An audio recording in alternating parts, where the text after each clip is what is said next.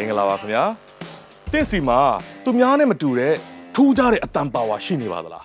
ဂီတကိုယူသွတ်ပြီးစင်မြင့်ထက်မှာတောက်ပမဲ့အိမ်မမျိုးရောရှိနေပါသလားဒါဆိုရင်တော့တင့်အတွက်အခွင့်အရေးကြီးရောက်ရှိလာပါပြီ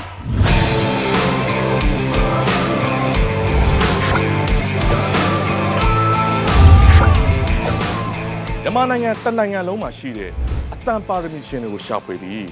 တနိုင်ငံလုံးကအတိမပြုတ်ရမယ်ဘန်အဖွဲ့တစ်ခုကိုမွေးထုတ်ပေးမယ် The Super Band ပြိုင်ပွဲကြီးကတင့်ကိုစောင့်ကြိုနေပါတယ်ဒီပြိုင်ပွဲက